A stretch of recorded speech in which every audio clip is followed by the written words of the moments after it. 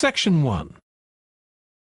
You will hear a phone conversation between Alex, an employee at a company called JPNW, and Martha, who wants to work as a trainee at the company. First, you have some time to look at questions 1 to 7. Now we shall begin. You should answer the questions as you listen, because you will not hear the recording a second time. Listen carefully and answer questions 1 to 7.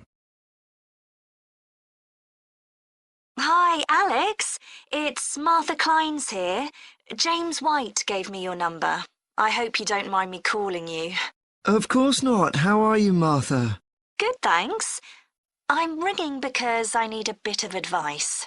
Oh, yeah, what about? The training you did at JPNW a few years ago, I'm applying for the same thing. Oh, right, yes, I did mine in 2014. Best thing I ever did. I'm still working there. Really? What are you doing? Well, now I work in the customer services department, but I did my initial training in finance. I stayed there for the first 2 years and then moved to where I am now. That's the same department I'm applying for. Did you enjoy it? I was pretty nervous to begin with. I didn't do well in my exams at school, and I was really worried because I failed maths. But it didn't actually matter because I did lots of courses on the job. Did you get a diploma at the end of your trainee period? I'm hoping to do the one in business skills. Yes, that sounds good. I took the one on IT skills, but I wish I'd done that one instead. OK, that's good to know. What about the other trainees? How did you get on with them? There were about 20 of us who started at the same time, and we were all around the same age. I was 18, and there was only one person younger than me who was 17. The rest were between 18 and 20. I made some good friends. I've heard lots of good things about the training at JPNW. It seems like there are a lot of opportunities there. Yeah, definitely. Because of its size, you can work in loads of different areas within the organisation. What about pay? I know you get a lower minimum wage than regular employees. That's right, which isn't great, but you get the same number of days holiday as everyone else, and the pay goes up massively if they offer you a job at the end of the training period. Yeah, but I'm not doing it for the money. It's the experience I think will be really useful. Everyone says by the end of the year you gained so much confidence. You're right, that's the most useful part about it. There's a lot of variety too. You're given lots of different things to do. I enjoyed it all. I didn't even mind the studying. Do you have to spend any time in college? Yes, 1 day each month. So you get lots of support from both your tutor and your manager. That's good. And the company is easy to get to, isn't it? Yes, it's very close to the train station, so the location's a real advantage. Before you hear the rest of the phone conversation, you have some time to look at questions 8 to 10. Have you got a date for your interview yet? Yes, it's on the 23rd of this month. So long as you're well prepared, there's nothing to worry about. Everyone's very friendly. I am not sure what I should wear. What do you think? Nothing too casual, like jeans, for example. If you've got a nice jacket, wear that with a skirt or trousers. OK, thanks.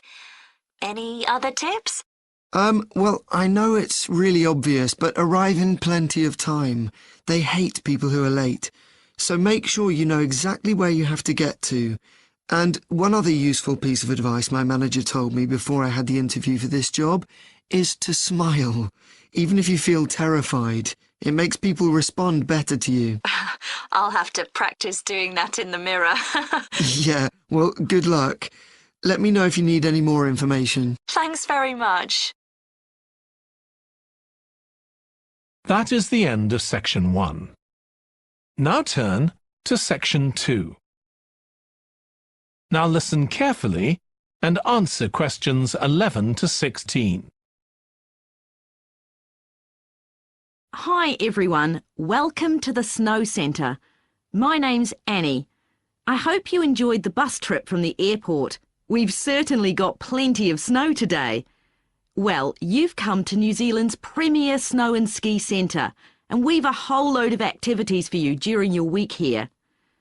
Most visitors come here for the cross-country skiing, where you're on fairly flat ground for most of the time, rather than going down steep mountainsides. There are marked trails, but you can also leave these and go off on your own, and that's an experience not to be missed. You can go at your own speed. It's great aerobic exercise if you really push yourself. Or, if you prefer, you can just glide gently along and enjoy the beautiful scenery. This afternoon, you'll be going on a dog sled trip. You may have seen our dogs on TV recently racing in the Winter Sled Festival. If you want, you can have your own team for the afternoon and learn how to drive them, following behind our leader on the trail. Or if you'd prefer, you can just sit back in the sled and enjoy the ride as a passenger. At the weekend, we have the team relay event, and you're all welcome to join in. We have a local school coming along, and a lot of the teachers are taking part too. Participation rather than winning is the main focus, and there's a medal for everyone who takes part. Participants are in teams of 2 to 4, and each team must complete 4 laps of the course. For your final expedition, you'll head off to Mount Frenna wearing a pair of special snowshoes which allow you to walk on top of the snow. This is an area where miners once searched for gold, though there are very few traces of their work left now. When the snow melts in summer, the mountain slopes are carpeted in flowers and plants. It's a long ascent, though not too steep, and walkers generally take a couple of days to get to the summit and return. You'll spend the night in our hut halfway up the mountain. That's included in your package for the stay. It's got cooking facilities, firewood and water for drinking. For washing, we recommend you use melted snow, though, to conserve supplies. We can take your luggage up on our snowmobile for you for just $10 a person. The hut has cooking facilities, so you can make a hot meal in the evening and morning, but you need to take your own food. The weather on Mount Frenna can be very stormy. In that case, stay in the hut. Generally, the storms don't last long. Don't stress about getting back here to the centre in time to catch the airport bus. They'll probably not be running anyway. We do have an emergency locator beacon in the hut, but only use that if it's a real emergency, like if someone's ill or injured. Before you hear the rest of the talk, you have some time to look at questions 17 to 20. Now, let me tell you something about the different ski trails you can follow during your stay here. Highland Trail's directly accessible from where we are now. This trail's been designed to give first-timers an experience they'll enjoy regardless of their age or skill, but it's also ideal for experts to practice their technique. Then there's Pine Trail. If you're nervous about skiing, leave this one to the experts.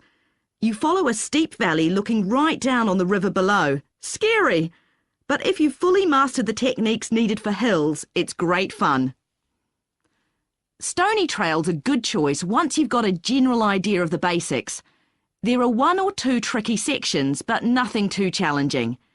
There's a shelter halfway where you can sit and take a break and enjoy the afternoon sunshine. And finally, Losers Trail.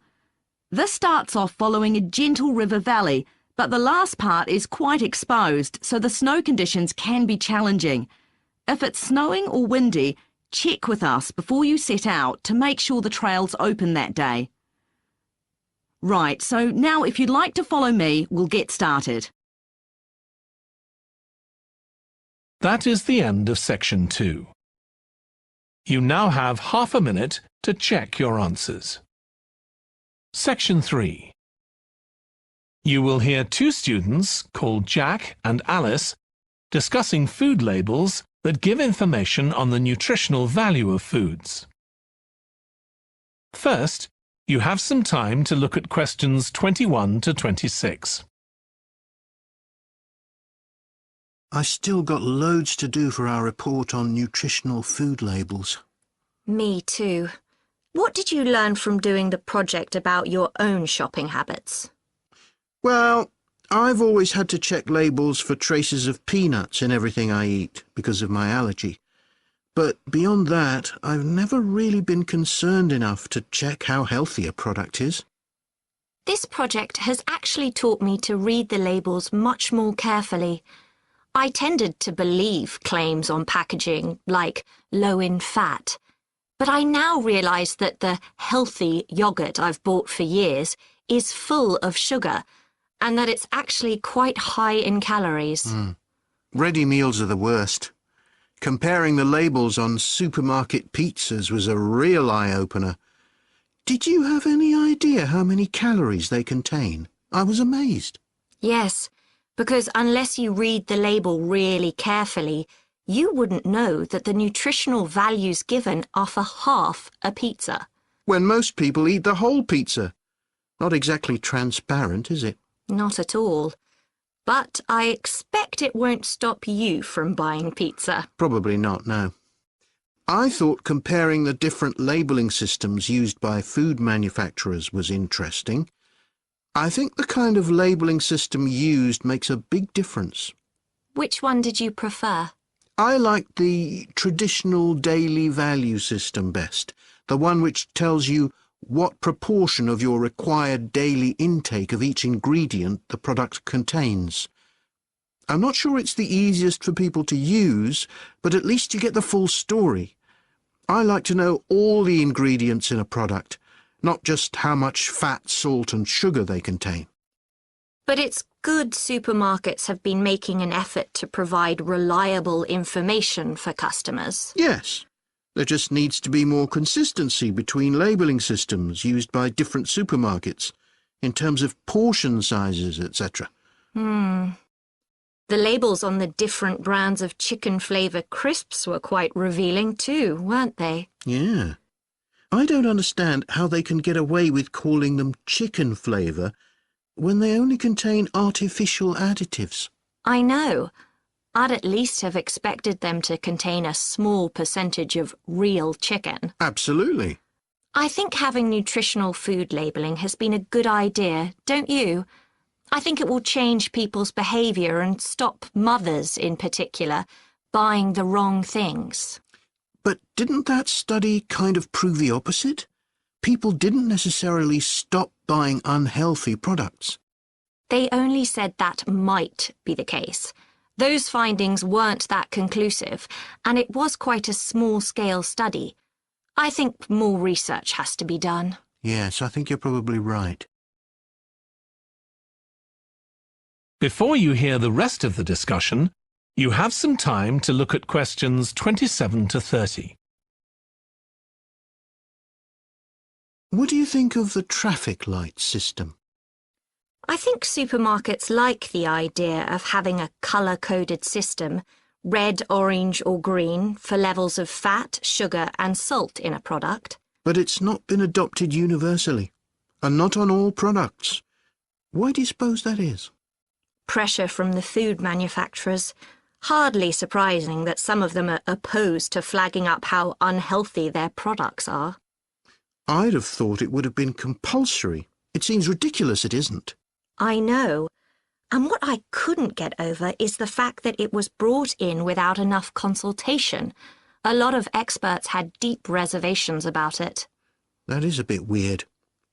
I suppose there's an argument for doing the research now when consumers are familiar with this system. Yeah, maybe. The participants in the survey were quite positive about the traffic light system. But I don't think they targeted the right people. They should have focused on people with low literacy levels, because these labels are designed to be accessible to them. Yeah. But it's good to get feedback from all socio-economic groups, and there wasn't much variation in their responses. No. But if they hadn't interviewed participants face-to-face, they could have used a much bigger sample size. I wonder why they chose that method. Dunno. How were they selected? Did they volunteer, or were they approached? I think they volunteered. The thing that wasn't stated was how often they bought packaged food. All we know is how frequently they use the supermarket. That is the end of section 3.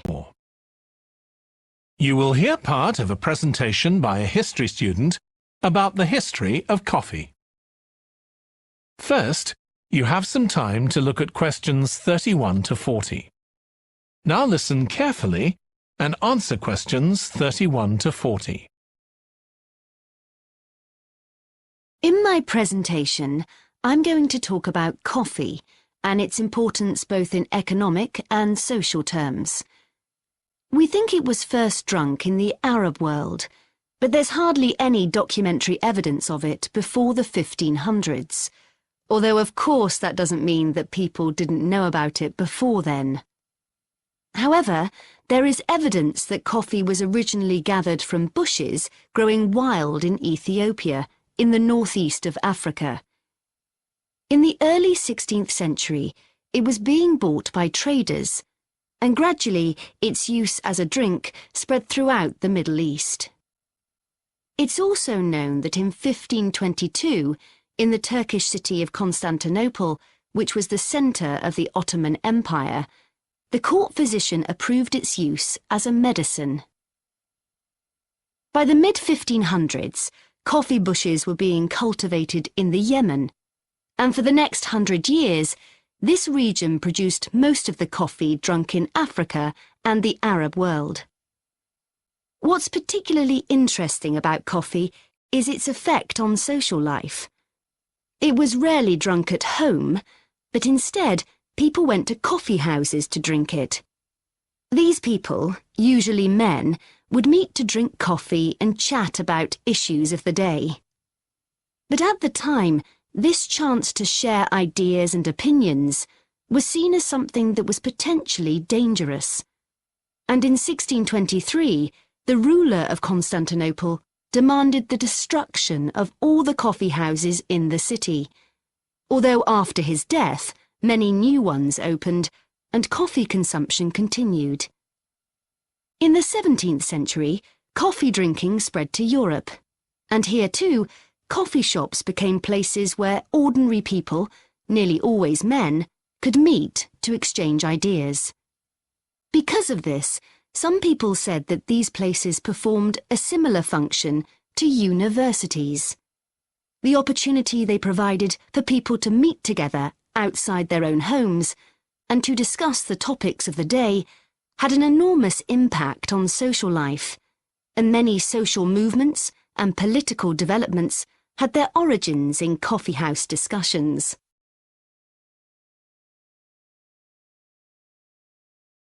In the late 1600s, the Yemeni monopoly on coffee production broke down, and coffee production started to spread around the world, helped by European colonization. Europeans set up coffee plantations in Indonesia and the Caribbean, and production of coffee in the colonies skyrocketed.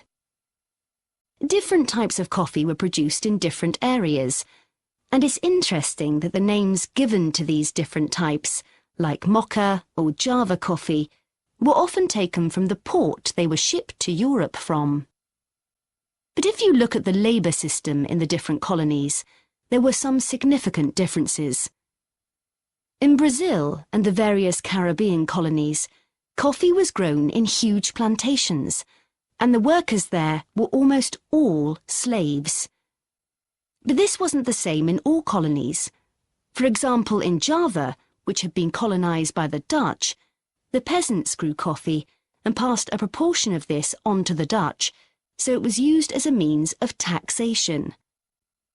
But whatever system was used, under the European powers of the 18th century, coffee production was very closely linked to colonisation. Coffee was grown in ever-increasing quantities to satisfy the growing demand from Europe, and it became nearly as important as sugar production, which was grown under very similar conditions. However, coffee prices were not yet low enough for people to drink it regularly at home, so most coffee consumption still took place in public coffee houses, and it still remained something of a luxury item. In Britain, however, a new drink was introduced from China and started to become popular, gradually taking over from coffee, although at first it was so expensive that only the upper classes could afford it. This was tea. and by the late 1700s it was being widely drunk. However, when the USA gained independence from Britain in 1776, they identified this drink with Britain, and coffee remained the preferred drink in the USA, as it still is today. So, by the early 19th century, coffee was already being widely produced and consumed. But during this century, production boomed, and coffee prices started to fall. This was partly because new types of transportation had been developed, which were cheaper and more efficient. So now, working people could afford to buy coffee. It wasn't just a drink for the middle classes. And this was at a time when large parts of Europe were starting to work in industries. And sometimes this meant their work didn't stop when it got dark. They might have to continue throughout the night. So the use of coffee as a stimulant became important. It wasn't just a drink people drank in the morning for breakfast. There were also changes in cultivation. That is the end of section 4. You now have half a minute to check your answers.